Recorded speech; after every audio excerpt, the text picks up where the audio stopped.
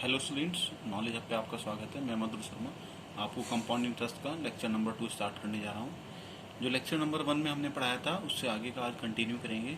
Lecture 1 में student मैंने आपको 2 और 3 साल के कोड बताए थे।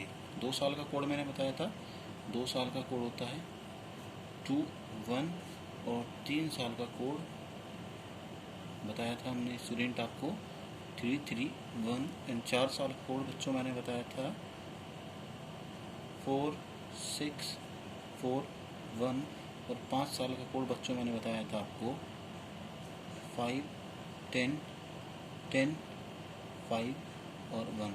इस कोड से मैंने बताया था कि 2 साल के लिए अगर आपको चक्रवृद्धि ब्याज या कंपाउंड इंटरेस्ट निकालने के लिए आता है तो आप डू 1 का उपयोग करेंगे और उपयोग करना भी मैंने बताया था स्टूडेंट आपको। और यदि 3 साल का चक्रवृद्धि ब्याज निकालने के लिए आता है तो 331 उपयोग में लाएंगे और उपयोग करना कैसे उपयोग करना होता है वो मैंने आपको सब सिखाया था। लेकिन स्टूडेंट मैंने सिर्फ आपको लास्ट क्लास में 2 और 3 साल के क्वेश्चन ही सॉल्व कराए थे।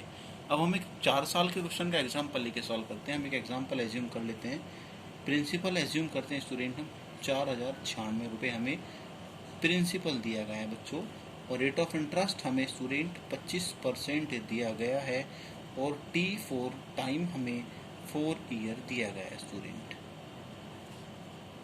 तो सबसे पहले मैंने लास्ट क्लास में भी आपको बताया था कि सबसे पहले हमें ब्याज की दर ही सॉल्व करनी होती है और ब्याज की दर हमें बच्चों 25% दी गई है। सॉल्व करने के लिए हम क्या करेंगे, 25% को 25/100 लिखेंगे। 100 इसलिए करते हैं क्योंकि यहाँ पर हमें परसेंटेज का साइन दिया जाता है और इस परसेंटेज के साइन को हटाने के लिए हम 100 से डिवाइड करते हैं। डिवाइड करने के बाद हमारी 1/4 वैल्यू आई। इस वैल्यू को हम फ्रैक्शनल वैल्यू बोलते हैं। तो जो हमारा 1/4 आया इसकी हेल्प से हम क्वेश्चन को सॉल्व करेंगे।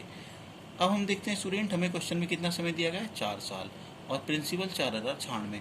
तो प्रिंसिपल 4096 रुपये का 1/4 हम निकालते हैं। पहली बार हमने 1/4 निकाला तो 1024 आया स्टूडेंट। फिर हमने दोबारा 1/4 सॉल्व किया तो स्टूडेंट 256 आया स्टूडेंट।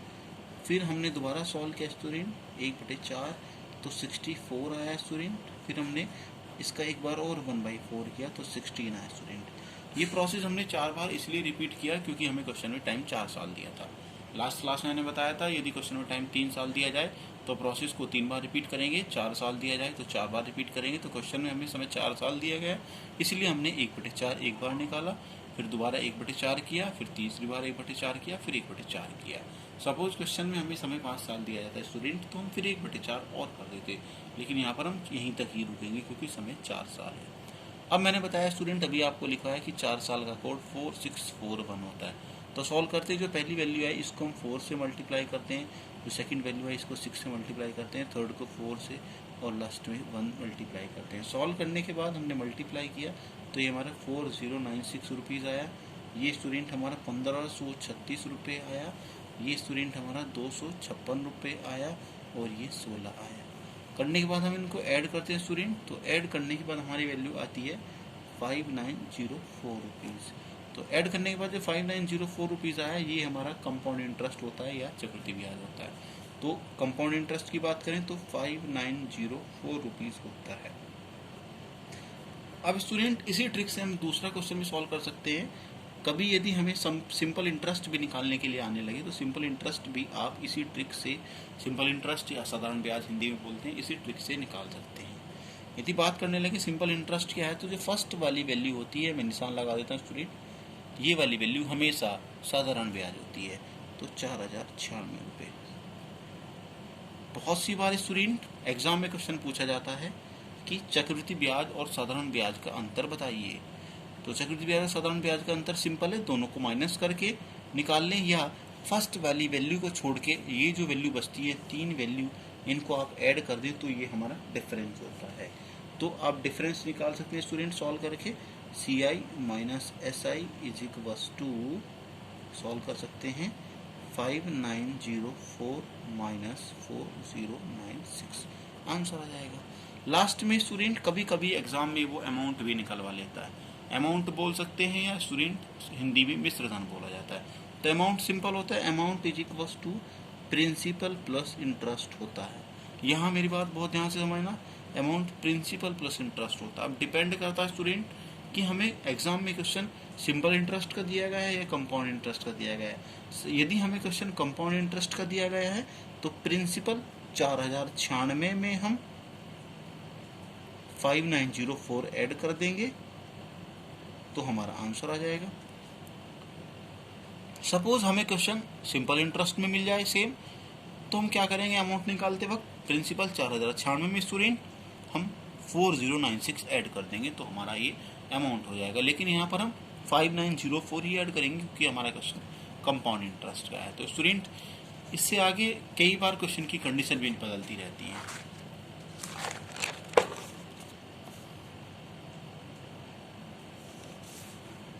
अब स्टूडेंट बात आती है क्वेश्चन 5 साल के लिए। यदि हमें क्वेश्चन एग्जाम में 5 साल के दिया जाए तो जिस तरीके से मैंने 4 साल के क्वेश्चन में प्रोसेस रिपीट किया और 4, 6, 4, 1 से गुणा किया, उसी तरीके से स्टूडेंट हम 5 साल के क्वेश्चन में 5, 10, 10, 5, 1 से मल्टीप्लाई करेंगे और प्रोसेस को 5 बार ही रिपीट करेंगे।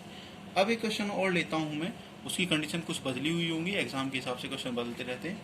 मैंने एक प्रिंसिपल एज्यूम किया 17280 rupees and rate of interest assume किया मैंने 16/3% एंड टाइम मैंने एज्यूम किया स्टूडेंट 1/2 ईयर, या बोल सकते हैं 1.5 ईयर या 1.5 साल। इस तरीके के क्वेश्चन में स्टूडेंट एग्जाम में जब क्वेश्चन आ जाता है स्टूडेंटों को बड़ी परेशानी होती है, तो समझिए। लेकिन इसके साथ साथ एक कंडीशन और एग्जाम में दी जाती है, interest is compounded half yearly.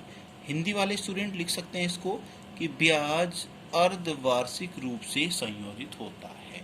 अर्धवार्षिक रूप से दे दिया जाए या स्टूडेंट प्रति छमाही कह दिया जाए या बोल दिया जाए कि ब्याज 6 महीने के बाद रिपीट होता है, तो इसका मतलब क्या है कि 6 महीने के बाद स्टूडेंट ब्याज पर ब्याज लगने लगता है। कह सकते हैं कि पहले 6 महीने तो ब्याज हमारा प्रिंसिपल पर होगा और उसके बाद जो नेक्स्ट 6 महीने होंगे उसमें ब्याज प्रिंसिपल पर भी होगा और इंटरेस्ट पर भी इंटरेस्ट होगा। तो स्टूडेंट ये भी सिंपल है, आपको क्या करना है, सबसे पहले तो कभी भी ब्याज का क्वेश्चन आ जाए तो ब्याज की दर को ही सॉल्व करना है। इसको क्या लिखे 50/3%, या ये आया हमारा सॉल्व करके 1/6 डायरेक्ट।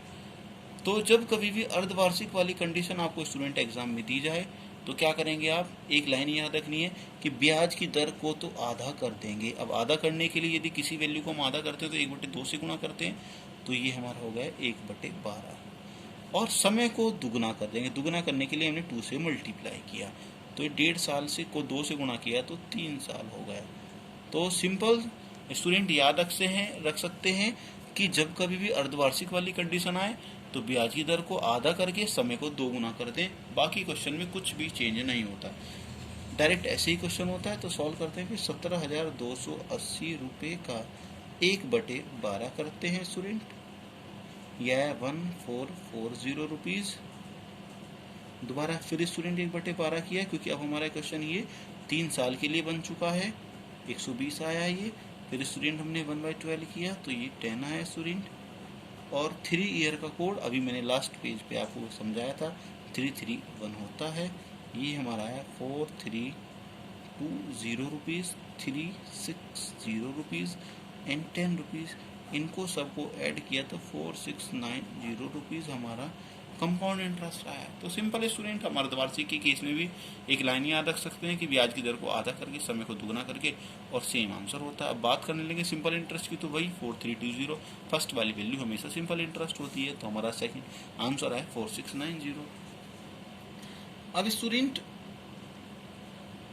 कई बार क्वेश्चन में क्वार्टरली कंडीशन भी दी जाती हैं। क्वार्टरली कंडीशन या हिंदी में बोल सकते हैं त्रैमासिक या तिमाही या प्रति 3 माह के बाद ब्याज। तो उसका भी एक एग्जांपल लेके मैं आपको समझा देता हूँ। प्रिंसिपल एज्यूम कर लेते हैं कुछ भी, देखो ये तो एग्जांपल है, हम एग्जांपल सॉल्व कर रहे हैं।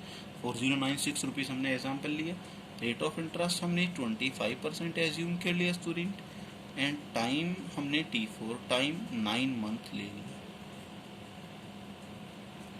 तो क्या करते हैं स्टूडेंट, 25% का सबसे पहले 25/100 = 1/4, ये तो हमने ऐसे ही लिख लिया।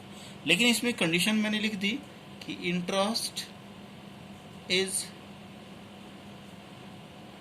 कंपाउंडेड क्वार्टरली, या आप स्टूडेंट हिंदी वाले लिख सकते हैं कि ब्याज त्रैमासिक रूप से संयोजित होता हो।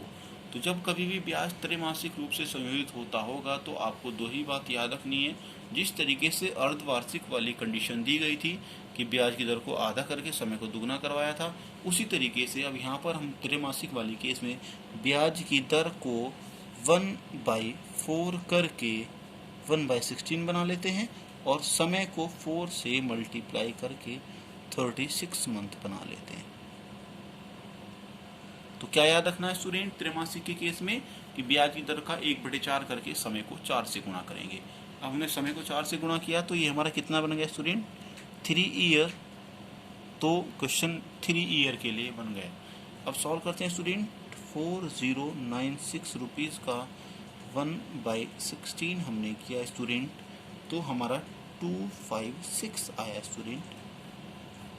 फिर हमने इसका 1/16 किया तो 16, फिर इसका 1/16 किया तो 1, और फिर 3 ईयर का है तो 331 से मल्टीप्लाई किया और ये हमारा 768 आया स्टूडेंट, और ये हमारा 48 आया, और ये हमारा आया स्टूडेंट 1।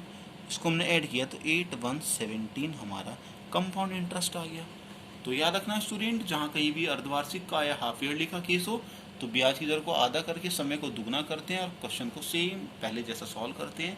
और यदि कहीं पे क्वार्टरली या त्रैमासिक या 3 महीने वाली कंडीशन नज़र आए तो ब्याज की दर का 1/4 जो हमें दिया गया उसका करके और समय को 4 से गुणा करके बाकी सेम क्वेश्चन पहले जैसा बना लेते हैं। तो स्टूडेंट इससे आगे आपको नेक्स्ट क्लास में समझाया जाएगा।